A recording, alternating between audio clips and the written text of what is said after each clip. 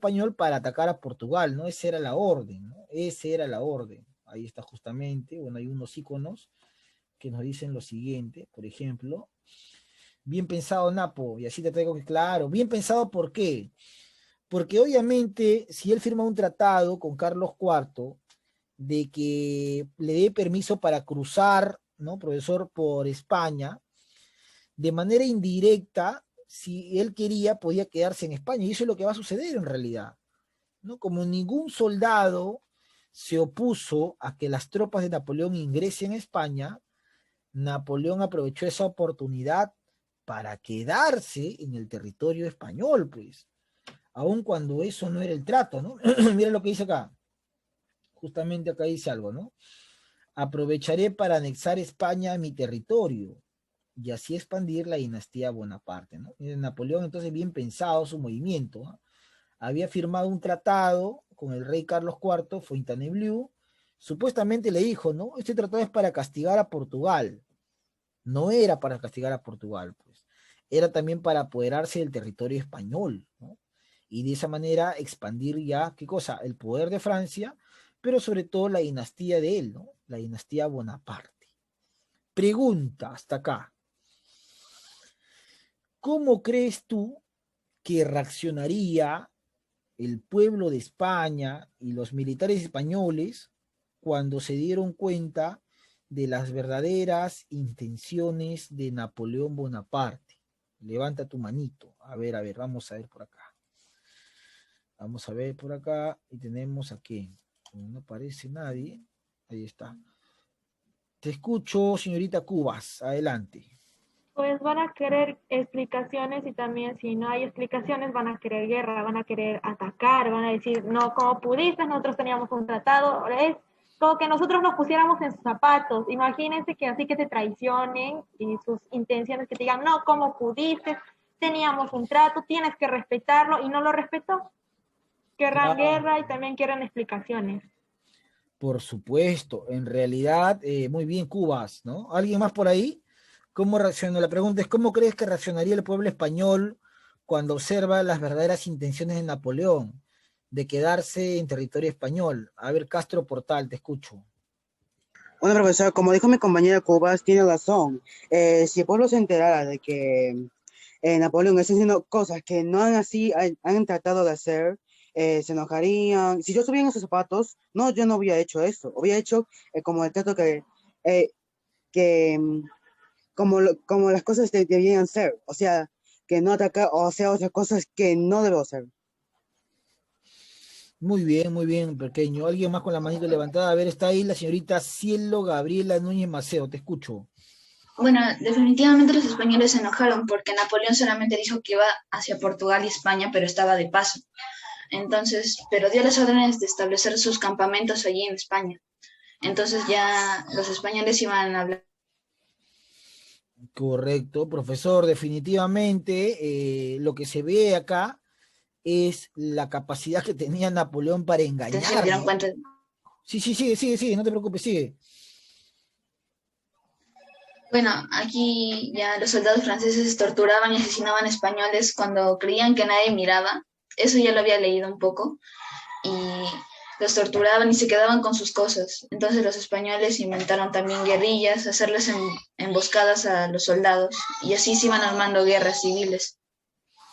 Por supuesto, ¿no? En realidad, profesor Napoleón era un político bastante completo, ¿ah? No solamente era estratega militar, sino tenía la capacidad para poder engañar también, porque engaña al rey, ¿no?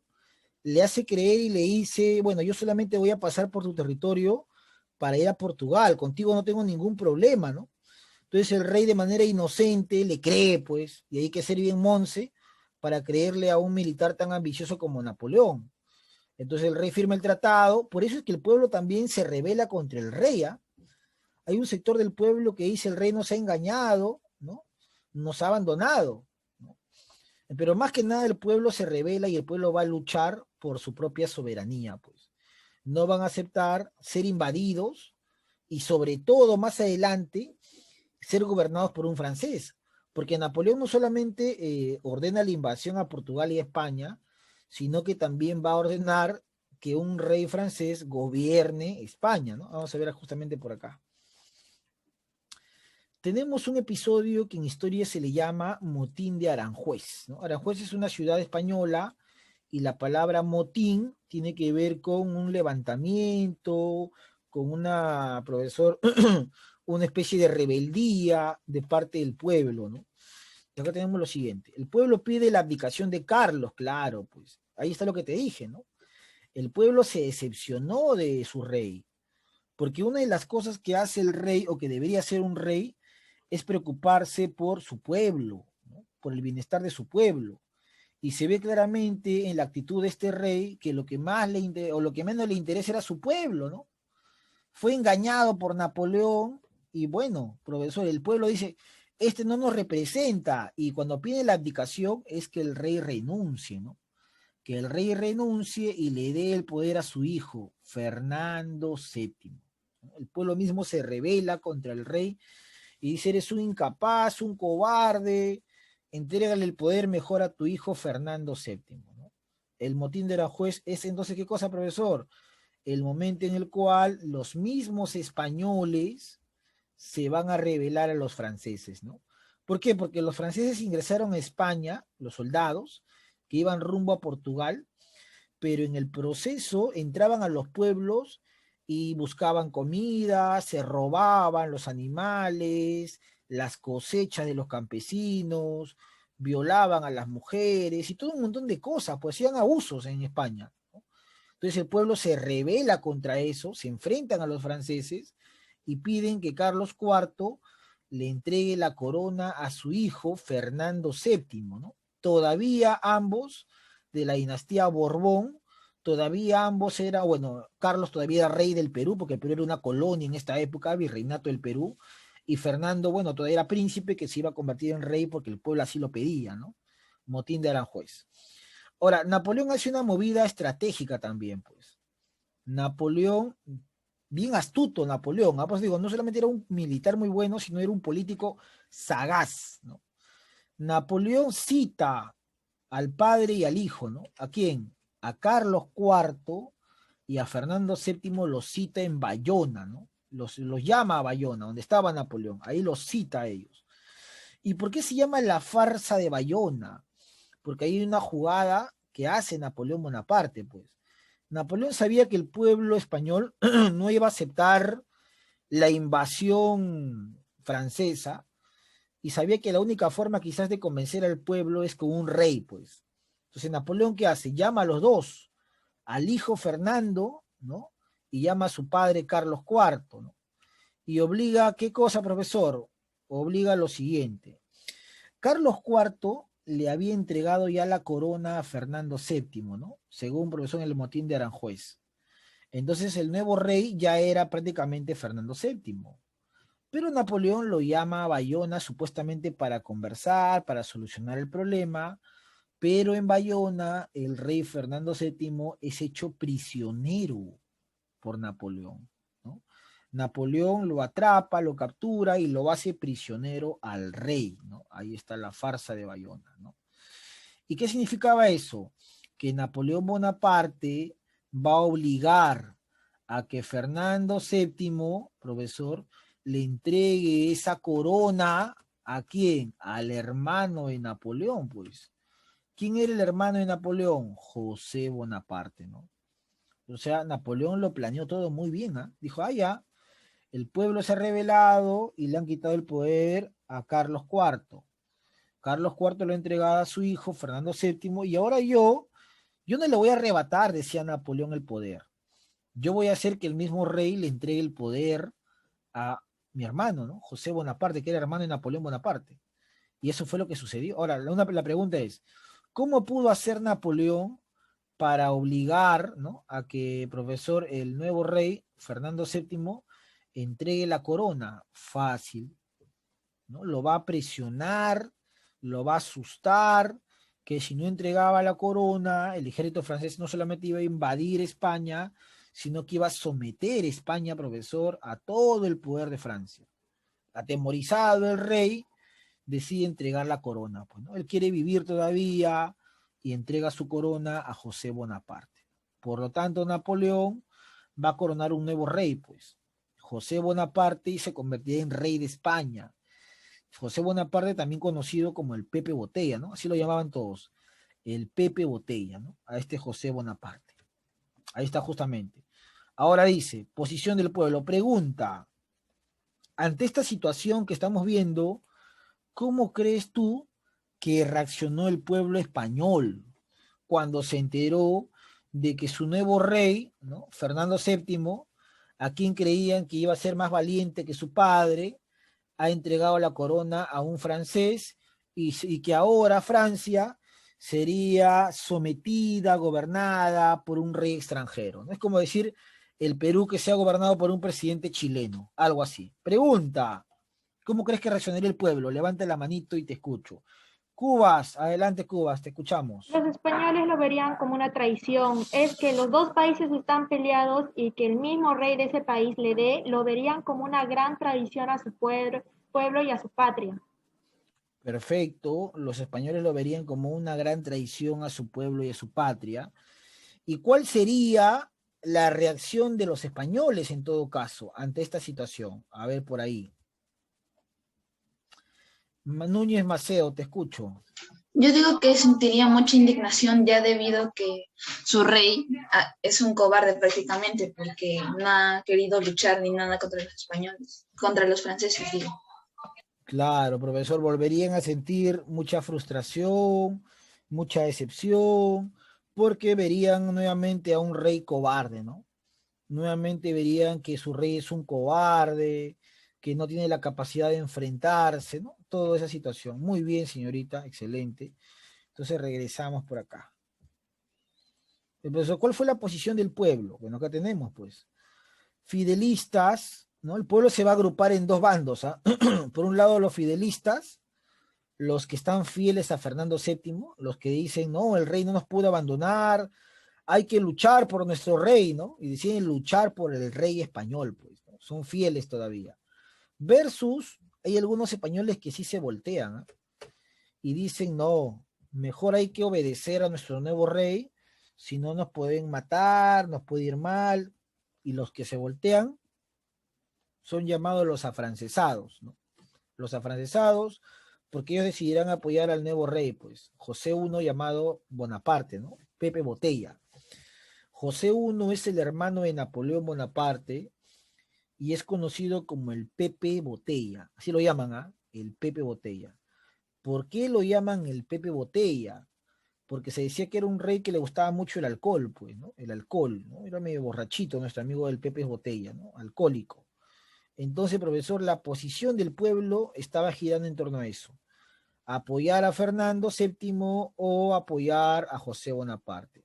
Naturalmente esto generó una guerra, pues un enfrentamiento que se conoce como la Segunda Guerra de Independencia Española, en el cual el pueblo mismo, el pueblo español, va a luchar por su independencia, no se van a dejar gobernar por un rey extranjero, ¿va? Es algo de admirar de España, lucha por su independencia. Entonces luego, profesor, el pueblo español, se organiza en una especie de congreso, ¿no? Ese congreso se llama las Cortes de Cádiz, ¿no? El pueblo, las familias más pudientes e intelectuales de España se organizan, pues, en las Cortes de Cádiz. Cádiz era un puerto español, ¿no? Una ciudad española. Ahí se van a organizar estas familias, ¿no? Y nada más y nada menos que el presidente de esta Corte de Cádiz fue un peruano, pues, ¿no? Vicente Morales Duárez. Así se llamó el presidente, ¿ah?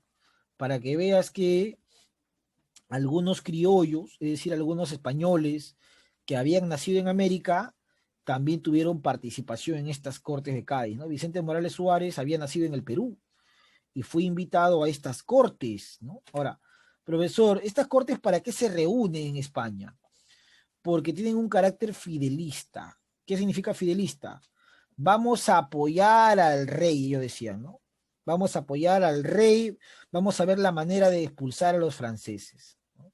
Entonces, para eso, ellos deciden restarle el poder al nuevo rey, pues. ¿Quién era el nuevo rey? José I, ¿no? Bonaparte. ¿Y cómo le resto poder yo al nuevo rey? Creando una constitución, pues. Entran en rebeldía y crean una constitución política, ¿no? la Constitución Política de Cádiz, o llamada también la PEPA, ¿no? La de 1812. Ahí está, chicos, ¿ah? ¿Cómo se llamó la nueva Constitución? La PEPA, ¿no? La Constitución de Cádiz de 1812. Ahí está. ¿Qué más sucede acá? Profesor, en esta Constitución política que buscan implantar los criollos, llamada la Constitución de Cádiz, recuerda que cuando ya aparece una Constitución política, ya hay derechos, ¿no? Y le está restando el poder al rey, que supuestamente era todo, ¿no? Ahora le quitan el poder mediante esta Constitución política, que establece en uno de sus artículos la igualdad entre criollos y peninsulares, ¿no? Si queremos luchar contra el rey, decían, hay que generar igualdad entre nosotros, ¿no? Entre los que han nacido acá en España y los que han nacido en América, decían ellos. ¿Y por qué buscaban incluir a los criollos? Fácil, porque de América salía todo el oro que iba a España, pues. Por eso era importante las colonias también, ¿no? Porque de ahí salían todos los metales que iban hacia España. Buscaban también abolir el maltrato indígena, que se termine con el abuso hacia la población nativa que había acá en América, ¿no? Maltrato indígena. Profe, ¿pero por qué? ¿Porque eran buenos? No porque eran buenos, sino porque de alguna u otra manera también querían generar el respaldo de la masa autóctona, ¿no? De los indígenas. Porque los indígenas durante muchos años habían crecido con la idea de que el rey era el más poderoso, ¿no? ¿Recuerdas Tupac Amaru que decía el rey, ¿no? O sea, tenía la idea, el indígena tenía la idea de que quien lo cuidaba, quien lo protegía, iba a ser el rey. Y por eso, al eliminar o al crear una constitución política, se buscaba que el indígena poco a poco entienda que su protección no venía del rey, sino que debería protegerse por él mismo, ¿no? Unas ideas de ilustración y libertad para el indígena. Se buscaba acabar con la mita, que era lo que el indígena hacía en las minas. Se buscaba eliminar la Santa Inquisición, que perseguía a los que no eran cristianos, ¿no? A los judíos, a los musulmanes. Son algunos de los elementos. Bueno, todo esto, como dice acá, suena muy bonito en teoría, ¿no? Bonito, porque son las Cortes de Cádiz, ¿no? Se reúnen los criollos y españoles y deciden aparentemente rendirle fidelidad a su rey que está preso, profesor en Bayona, y para eso deciden enfrentarse al nuevo rey. Y una forma de enfrentarse al nuevo rey, a José Bonaparte, es creando una constitución política, ¿no? La Constitución de Cádiz de 1802, era una nueva forma. Y ahí van a incluir algunos derechos. Recuerda, es la primera constitución política de España. Sin embargo, esto que suena muy bonito en teoría, también va a pasar algo parecido en América, ¿no? En América, los criollos que habían escuchado y estado atentos a lo que pasaba en España, deciden también organizarse en juntas de gobierno, ¿no? Entre 1809 se formaron reuniones de muchos criollos en América, ¿no? Chuquisaca, que es en Bolivia, al igual que La Paz en Bolivia, y Quito en Ecuador, ¿no? Ahí se reúnen los criollos, ¿no? Se reúnen. ¿Para qué, profe, se reúnen los criollos? Para ver qué hacían con lo que estaba pasando en España, ¿no? Se habían enterado de que Napoleón había invadido la península y que el rey estaba preso en Bayona. Entonces ellos se reúnen en estas juntas de gobierno, ¿no? En 1810 las juntas crecen. Se reúnen también en Santiago, en Buenos Aires, Santa Fe y en Caracas, ¿no? Se siguen reuniendo los criollos acá en América. Ahora, si tú te das cuenta, los criollos se reúnen en América, pero hay un lugar de América donde no hubo reunión de criollos. ¿Cuál fue ese lugar? Levanta la manito. ¿Cuál fue ese lugar de América donde no se formaron juntas de gobierno? Es decir, donde no se reúnen los criollos. A ver, ¿cuál crees que fue ese lugar? Levanta la manito. ¿Cuál fue el lugar de América donde no hubo una junta de gobierno criolla, ¿no? A ver, te leo, levanta la manito o te escucho. ¿Cuál fue ese lugar de toda América donde los criollos no se reunieron?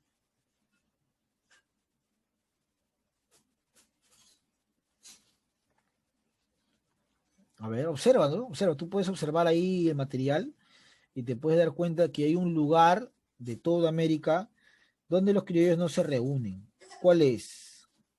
Lima. Muy bien, Cielo Gabriela Núñez, ¿no? Profesor, el lugar donde los criollos no se reúnen y sí pasó en todo el mundo, profesor, o mejor dicho, en todas las colonias americanas, pero el único lugar donde no se reúnen es en Lima, pues. En Lima no hay junta de gobierno. Muy bien, cielo Gabriela Núñez, ¿no? En Lima no hubo junta de gobierno. Profesor, ¿y por qué en Lima no hubo junta de gobierno?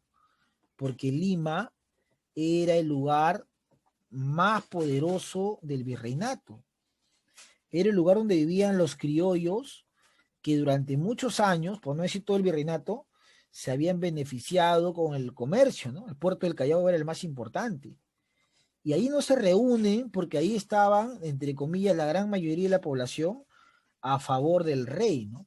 A favor de la monarquía. O sea, no tenían necesidad de romper con el rey, estaban tranquilos. Además, en Lima vivía el virrey, pues. Estaba el virrey Fernando de Abascal, ¿no?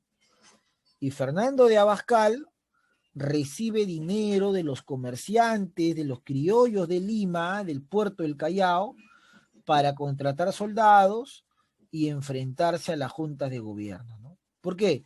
Porque las juntas de gobierno aparentemente se formaron, aparentemente, ¿no? Para apoyar al rey español, pero en el fondo las juntas de gobierno estaban preparando ¿qué cosa? Estaban preparando también elaborar una constitución política como la de España, o buscaban que esta constitución que se había proclamado en España se pueda implantar en América, pues. Eso era lo que estas juntas estaban buscando acá, ¿no? Oye, miren, en España se ha hecho una constitución política contra el rey francés. ¿Por qué también no hacemos lo mismo acá en América? O en todo caso, ¿por qué lo que se ha hecho en España no se aprueba en América? Dirían estos criollos, ¿no? Profesor, para elaborar su junta de gobierno. Ahí está. Sin embargo, ya sabes que el virrey Abascal se enfrenta a estos conspiradores y evita que se formen. Entonces, las Cortes de Cádiz de España logran elaborar la primera constitución política, ¿no? La constitución de 1812. Sin embargo, como dice acá, ¿no? Ja, ja, ja. Lo que no saben es que en el próximo capítulo destruiré sus sueños. Claro, pues. Pregunta: ¿por qué el virrey Fernando de Abascal menciona esto? A ver, levanta la manito. ¿Por qué el virrey Fernando de Abascal, que gobernaba el Perú, virreinato del Perú, menciona? Lo que no saben es que en el próximo capítulo destruiré sus sueños. ¿Qué cosa no dejó que pase Abascal en el Perú? A ver, ¿qué cosa? Por eso Abascal dice eso, ¿no? ¿Qué cosa? A ver, levante la manito. ¿Por qué Abascal dice lo que no sabe es que en el próximo capítulo destruiré sus sueños? Mira, en España ya se había proclamado las Cortes de Cádiz y en España ya se había proclamado una constitución política, ¿no? La de 1812. La pregunta es sencilla y a su vez importante. Si esto estaba pasando en España, ¿no? ¿Qué cosa iba a impedir a Abascal en el Perú? A ver, ahora sí, facilito. ¿Qué cosa iba a impedir el virrey Abascal en el Perú? Levanta la manito, te escucho. Olores. ¿Honoris? ¿Cómo que honoris? ¿Colores? ¿Cómo que colores? ¿Alguien me dijo colores? A ver, Cielo Gabriela, te escucho, levanta la manito. Que existe una constitución aquí en el Perú. Muy bien, Cielo Gabriela. Lo que el virrey Abascal no iba a dejar para nada es que en el Perú se implante una constitución, pues. Profe, ¿pero qué? ¿La constitución no se había implantado en España para enfrentarse al rey francés? Sí, sí, eso pasó en España. Pero los criollos de América, los que vivían fuera del Perú, en Ecuador, Venezuela, Chile, Bolivia, utilizaban eso como pretexto para poco a poco conseguir más derechos y poco a poco conseguir su independencia, pues. Por eso que si Abascal permitía que se creara una constitución, prácticamente